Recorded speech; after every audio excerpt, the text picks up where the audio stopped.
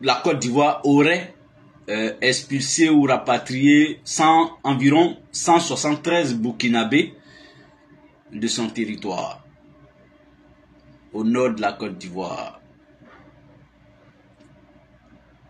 Qu'est-ce qu'il s'est réellement passé? Vous savez, dans la vie, nous tous, autant que nous sommes, on va passer un à un sur cette terre. On parlera un jour de chacun de nous au passé. Mais il faut éviter que le nom, parce que ton nom ne va pas aller avec toi. Hein. On ne met jamais avec son nom. Quel que soit Alpha, on ne t'enterre pas avec ton nom. Quand tu iras, ton nom va rester avec nous ici. En tout cas avec ceux qui vont rester derrière toi. Aussi longtemps que possible. Mais ton nom dans la bouche des gens dépendra de ce que toi-même tu as été ici avant de partir pour laisser ton nom. La manière d'aborder, de prononcer ton nom, d'évoquer ton nom dépendra de ce que tu as laissé sur la terre ici. En acte, en propos.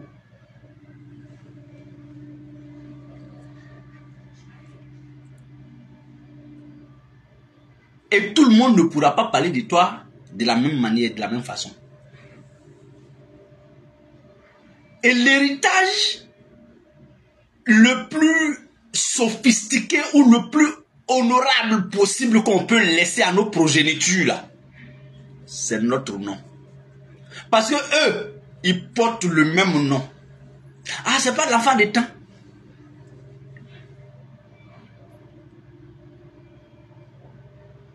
Ah, ton père ou ta mère était comme ça, hein?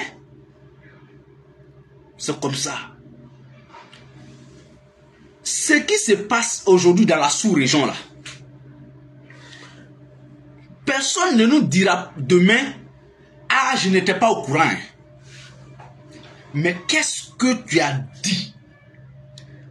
Tu as été comment dans l'affaire? Surtout une affaire entre deux États. Ton pays et puis ton pays voisin.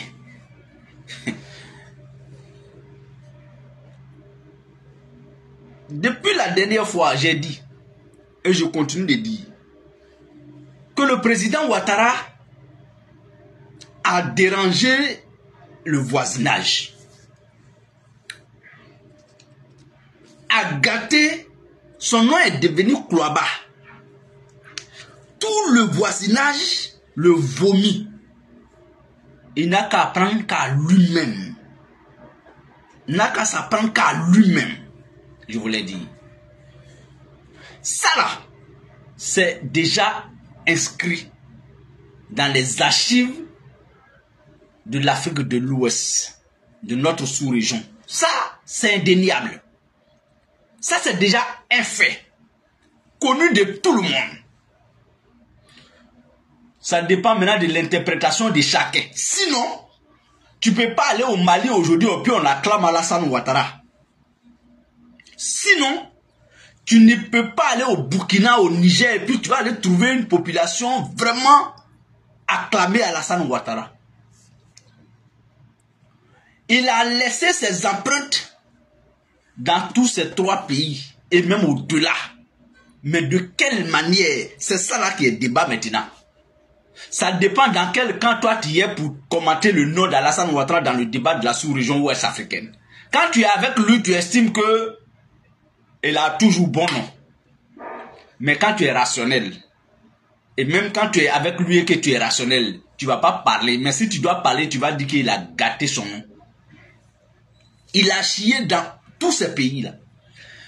Maintenant, si ça c'est déjà un fait, nous qui n'avons pas encore chié dans ces pays, et nous qui avons comme pays la Côte d'Ivoire là-haut, bon nous là, vu l'effervescence dans les verbes, vu la tension diplomatique entre notre pays et tous ces pays, nous là, quel nom nous on va inscrire dans notre histoire? dans l'histoire de notre pays et dans l'histoire de ces pays voisins-là. Moi, je dis, je répète, je signe et je persiste que je veux qu'on donne une chance à la diplomatie dans les règlements ou dans le règlement de nos différends entre nous et le voisinage. Je ne peux pas encourager le voisinage à hausser le ton, à dire tout haut en tant que responsable. C'est pourquoi j'ai condamné la parole publique, l'accusation publique venant directement du chef de l'État burkinabé.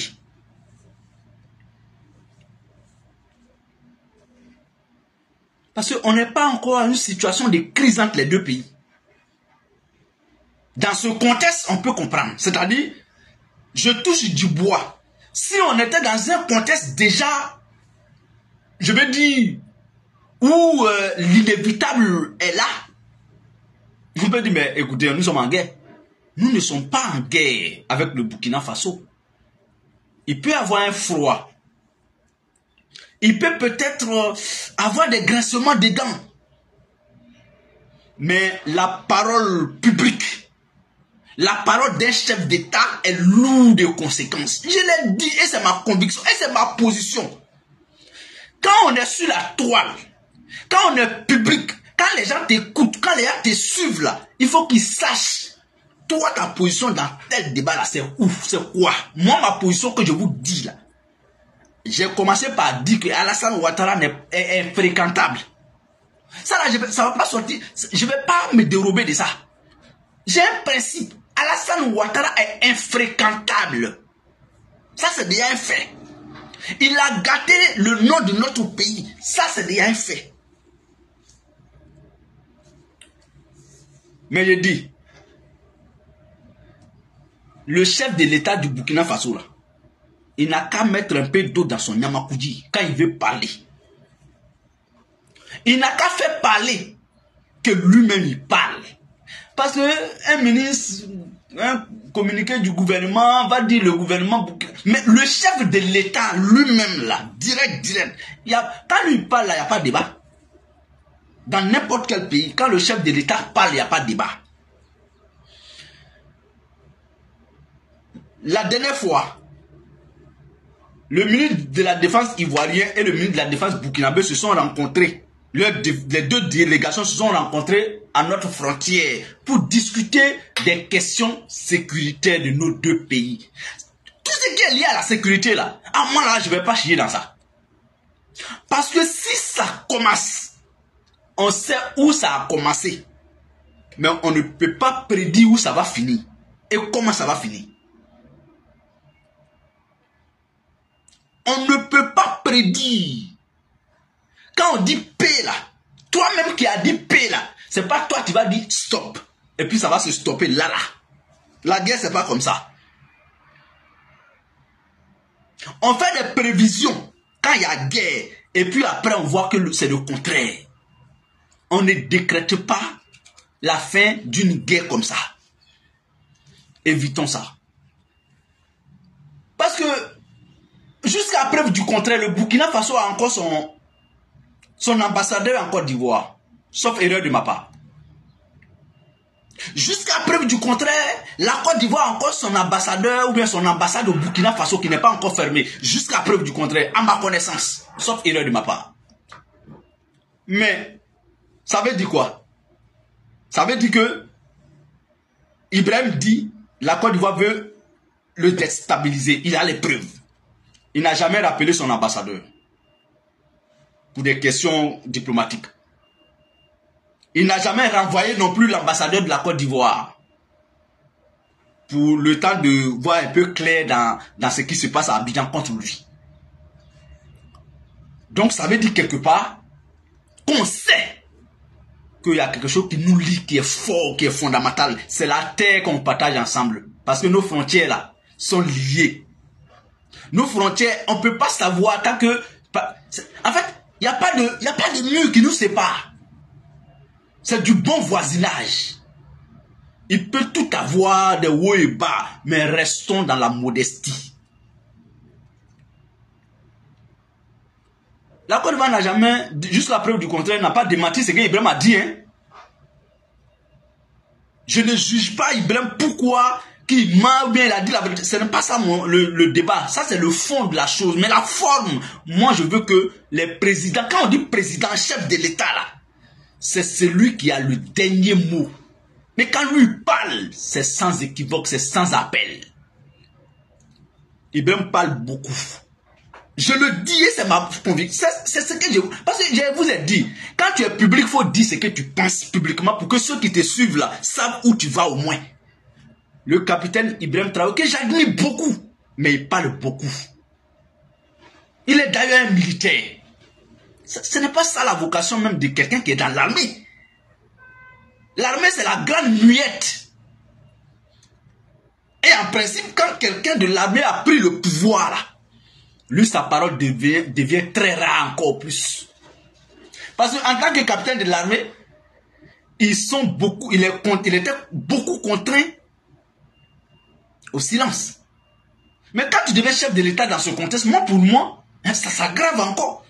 C'est pourquoi j'apprécie, on peut épiloguer, dire quoi, ça et là, mais moi j'apprécie l'attitude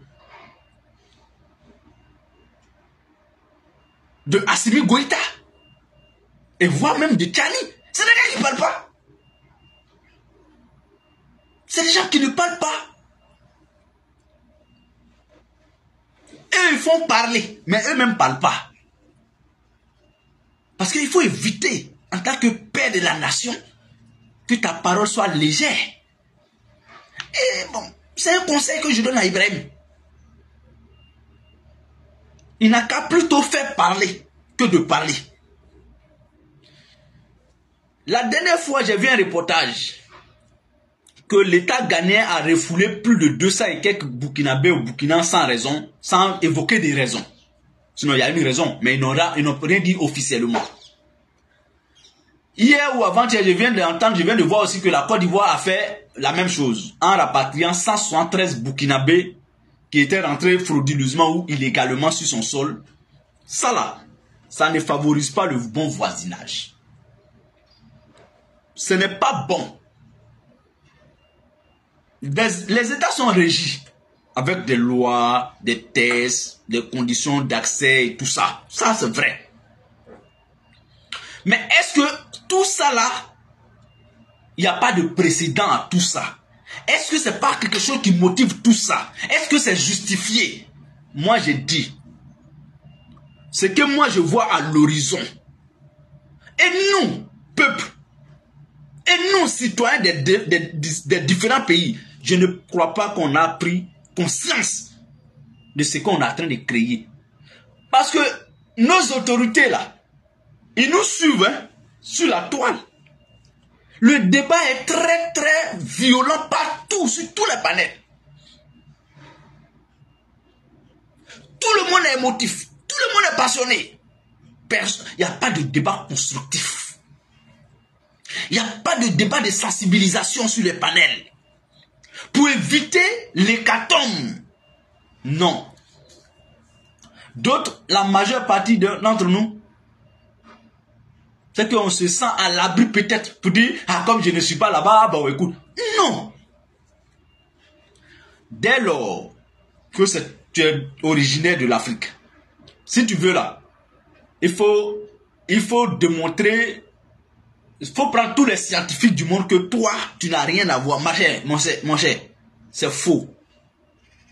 Tu es concerné par ce qui pourrait arriver.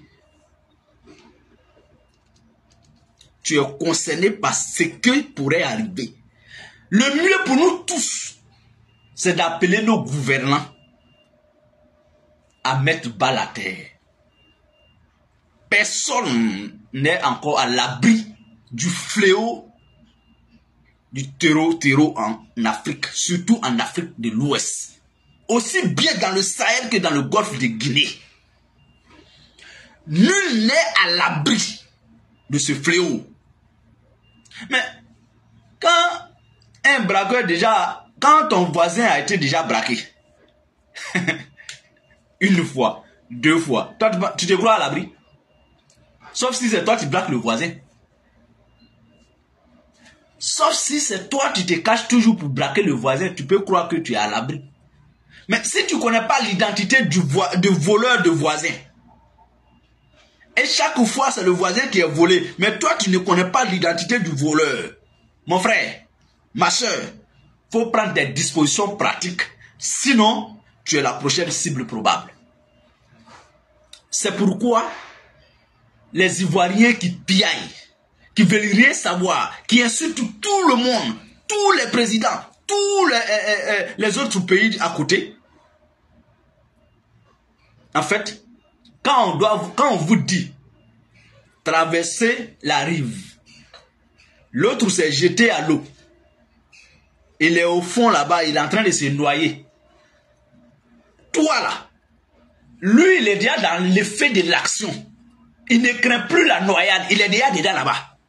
Il se bat maintenant pour survivre. C'est toi. Moralement, c'est toi qui as problème. Parce que tu ne vas pas reculer. Hein. Il n'y a pas d'issue. Tu es obligé de te jeter à l'eau. C'est pas grave. Excusez-moi. Tu es obligé de te jeter à l'eau pour faire la même traversée que lui. Donc toi, tu ne peux que prier pour l'autre, bien l'observer, et même l'assister s'il le faut, pour qu'il puisse atteindre l'autre côté de la rive, pour que toi, à ton tour, là, tu sois à l'abri de ce danger, de cette noyade-là. Et c'est ce qu'on vit aujourd'hui en Afrique. Hein. C'est ce qu'on vit aujourd'hui entre Burkina, Côte d'Ivoire, Mali, Niger. Il y a déjà le danger chez eux, chez nos voisins. Et nous, on se croit à l'abri pour certains d'entre nous.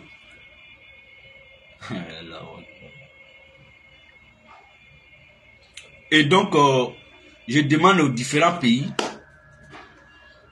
je demande aux différents gouvernants, aussi bien du côté du Burkina Faso que du côté de la Côte d'Ivoire, de regarder cette question ivoiro-burkinabé avec beaucoup de délicatesse. Beaucoup de sérieux et de responsabilité, surtout qu'il ne faut pas se laisser distraire par le chant des grenouilles qui nous entourent, qu'on a abusivement qualifié de conseillers ou bien de militants et tout ça. Alors, mesdames et messieurs, chers amis, comme je vous l'ai dit tantôt, c'était juste pour obéir à notre traditionnel matinal de LKD que je suis sorti ce matin, sinon j'en veux vraiment pas envie. Je vous souhaite et je nous souhaite à tous et à toutes très bonne journée. Excellente journée à toi, cher frère Lassine Dioumane, le dernier commentaire que je viens de voir. En tout cas, porte-toi bien, cher frère, et à travers lui, portez-vous bien, portons-nous bien. Excellent dimanche à chacun de nous. Très bonne fin de semaine, très bon début de week-end. Parce que vendredi, c'est trop doux. Quand tu sens que c'est la fin de la semaine, voilà. Tu vas au travail, tu es content parce que dans quelques heures, tu es au repos pour 2 jours. Allez, excellente journée à chacun de nous. Portez-vous bien et à très bientôt. Au revoir.